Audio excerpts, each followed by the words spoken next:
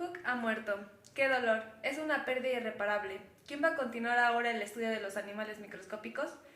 Tal era la pregunta que se hacían en Inglaterra los doctores miembros de la Real Sociedad, y en París, y la brillante Academia Francesa. Soy Lázaro Spallanzani. Nací en 1729 en Scandiano, pueblo del norte de Italia. Un niño extraño que aún balbuciente recitaba versos al mismo tiempo que hacía tortas de barro, que olvidó estos pasatiempos que realizar experimentos crueles e infantiles con escarabajos, sabandijas, moscas y gusanos. Examinaba atentamente los seres vivos de la naturaleza, les arrancaba patas y alas y trataba después de volverlas a colocar en su primitivo sitio. Mi padre insiste que estudie leyes, ¿no es eso? Reflexioné e hice como que no me interesaban los documentos legales, pero en los momentos que tenía libre me dediqué a estudiar matemáticas, griego, francés y lógica. Y durante las vacaciones observaba las fuentes al deslizarme de las piedras sobre el agua y soñaba con llegar a comprender algún día los fuegos artificiales de los volcanes. A Hurtadillas hizo una visita a Vallisneri, el célebre hombre de ciencia, a quien dio cuenta de todos sus conocimientos. Chico, si tú has nacido para ser un científico, estás perdiendo el tiempo lastimosamente estudiando leyes. Ah, maestro, pero es que mi padre se empeña.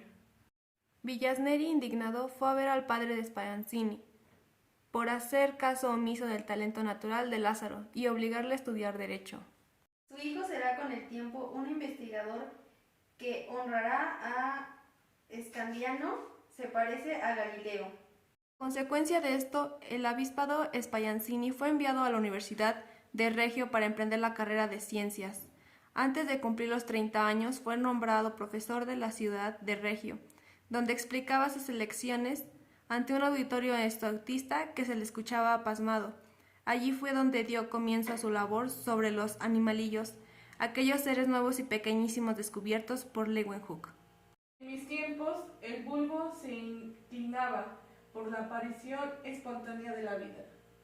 El naturalista inglés Rosso decía enfáticamente: poner en duda que los escarabajos y las avispas son engendrados por el estiércol de vaca es poner en duda la razón, el juicio y la experiencia.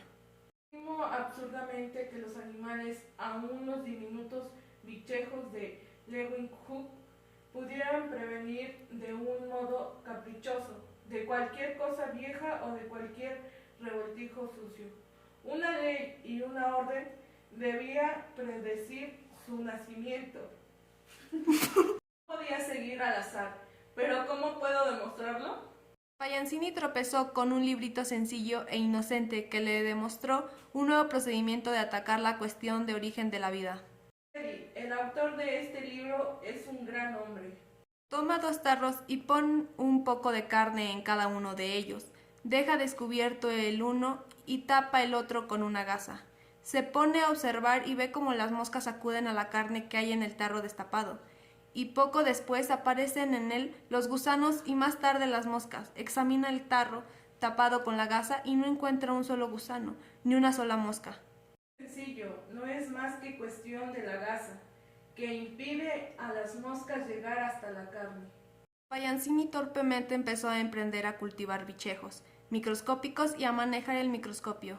Otro clérigo llamado Needham, católico ferviente y aficionado a imaginarse que podía hacer experimentos, iba adquiriendo celebridad en Inglaterra y en Irlanda. Refería a Needham cómo había tomado una cierta cantidad de caldo de carnero recién retirado del fuego, cómo había puesto el caldo en una botella y lo había tapado perfectamente con un corcho para que no pudieran penetrar ni seres ni huevecillos provenientes del aire. Había calentado después la botella y su contenido en cenizas calientes, y él pensaba: seguramente morirán así todos los animalillos, o todos los huevos que pudieran quedar dentro de la botella. Dejó en reposo el caldo y la botella. Por espacio de varios días sacó el corcho y, oh maravilla de las maravillas, al examinar el caldo al microscopio, lo encontró plegado de animalillos. Es un descubrimiento trascendental. Tenemos aquí un experimento que nos demuestra que la vida puede seguir espontáneamente de la materia muerta.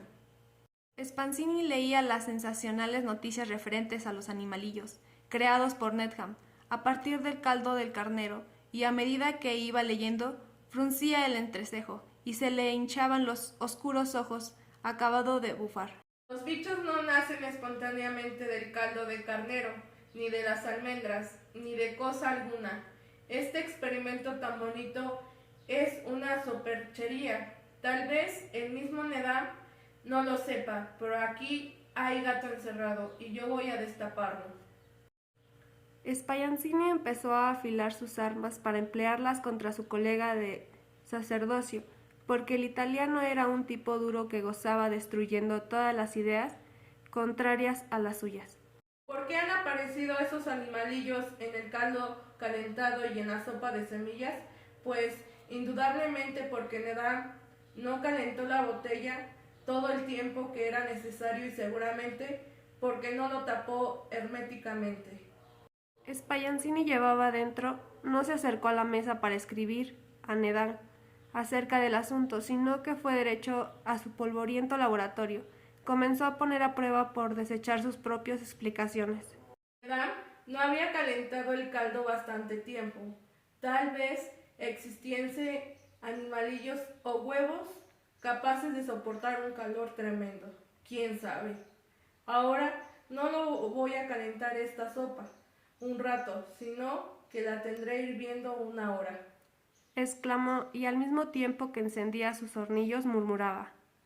¿Cómo me las compondré para tapar las redomas? Los corchos pueden no ajuntarse bien y dejar que se cuele gran cantidad de casas diminutas. Ya está, fundiré a la llama los cuellos de las redomas, las cerraré al mismo tiempo con vidrio y cosa alguna, por pequeña que sea, podrá filtrarse a su través. Examen minucioso de las gotas de caldo procedentes de las rodamas que habían sido hervidas durante 1 hora tuvo su recompensa. Examinó su contenido. ¿Qué es esto? Parece pececillos diminutos como hormigas, murmuró, y de repente cayó en cuenta de algo muy importante.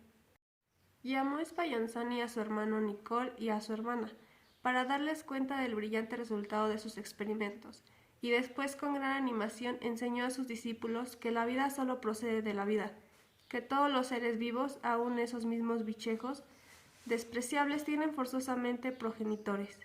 La discusión entre Spallanzani y Needham no quedó circunscrita al ámbito de las academias. Se filtró por sus puertas, salió a la calle y se coló de rodón en los salones más elegantes. Pero los experimentos de Spallanzini eran tan claros, tan difíciles de contradecir, aun empleando los razonamientos más sofisticados. Entretanto, el bueno de Needham se había dormido sobre sus laureles. Era un experto en publicidad y para apoyar su causa fue a París a dar conferencias acerca de su caldo de carnero, y allí trabajó amistad con el célebre conde de Buffon, hombre rico, guapo y aficionado a escribir sobre asuntos científicos, que creía podía sacarse de la cabeza hechos concretos y que vestía demasiado bien para ser un experimentador. ¿Cuál es la causa de que los animalillos sean engendrados en el caldo de carnero, aún después de haberlo calentado, señor? Podemos figurarnos, preguntaría Needham, el noble conde y el cerebro de Buffon, en plena tormenta imaginativa, y contestó: Padre Needham, ha hecho usted un descubrimiento magnífico, trascendental. Ha puesto usted el dedo en la misma fuente de la vida. En el caldo de carne ha hallado usted fuerzas creadora de la vida, porque una fuerza debe ser, todo es fuerza. Llamémosla entonces fuerza vegetativa, señor. Un nombre muy apropiado. La Real Sociedad, precipitadamente y para adelantarse al clamor popular, eligió miembro de ella a Needham, y la Academia de Ciencias de París lo nombró socio correspondiente a Spallanzini. Entretanto, allá en Italia se pensaba furioso por su laboratorio, como una fiera enjaulada. La ciencia estaba en peligro. Se hacía caso omiso de los hechos desapasionados sin los cuales carece de valor aquella. El experimento carece de base porque ha calentado usted las rodanas para espacio de 1 hora, y ese calor tan fuerte debilita y perjudica la fuerza vegetativa hasta el punto de que no les es posible crear animalillos. Contestó un italiano. Esto era precisamente lo que Spallanzini estaba esperando oír, y olvidándose de sus deberes religiosos, los grandes auditorios de óvidos estudiantes y las hermosas damas a quienes entusiasmaba visitar a su museo, se arremangó hasta el codo y se lanzó a la tarea, no ante la mesa de su estudio, sino ante la de su laboratorio, no con plumas, sino con rodamas, sus semillas y sus microbios. Gracias.